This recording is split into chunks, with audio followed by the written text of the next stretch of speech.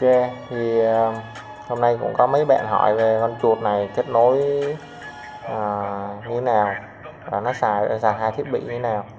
Đây con chuột này là cái mẫu Logitech M590 ha, thì nó có kết nối hai thiết bị mà hoặc cả hai cái đều là Bluetooth cùng lúc cũng được, hoặc là một cái là receiver, một cái là Bluetooth.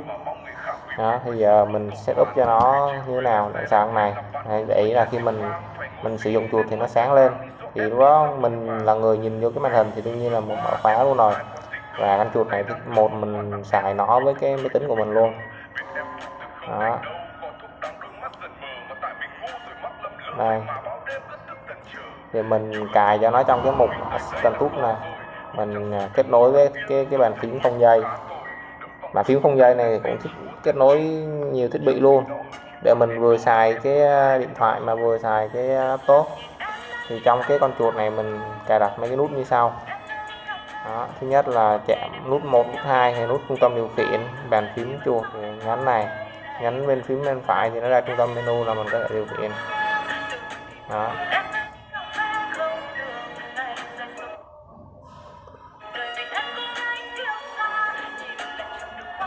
còn mình cài một cái nút là nút ra ngoài nè,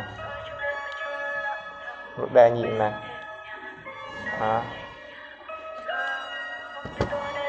Còn khi nhắn tin thì mình xài bàn phím không dây, nhấn bình thường thôi. Coi bên này, nhấn đây.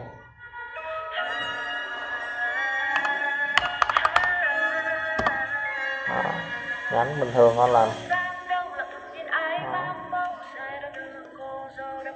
Đó, thì cái này là chủ yếu là dùng Bluetooth thôi, kết nối qua Bluetooth thôi.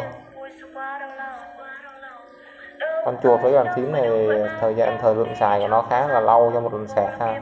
Còn con này sẽ pin thì theo nhà sản xuất thì là 2 năm, nhưng mà một số người review trước thì người ta kêu là tầm được 7-8 tháng nếu mà bật liên tục. Ở đây mình bật liên tục chứ không có tắt gì đâu. Đó, thì ví dụ như mình chuyển thiết bị nè, nhấn một cái thì nó qua bên màn hình bên kia. Đó, thấy không? Đây nè, còn nhấn nè, để màn hình đây nè, nhấn nè. Đó, nhấn nó chuyển thiết bị nè, qua thiết bị 2 nó chuyển liền luôn á, không có độ trễ đâu.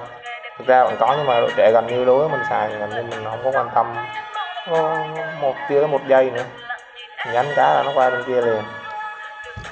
Đó, mình xài giữa hai cái thiết bị bàn phím cũng vậy. Mình xài qua lại cái thiết bị nó tiện khi mình vừa làm việc vừa xài điện thoại vừa xài iPad hay gì đó.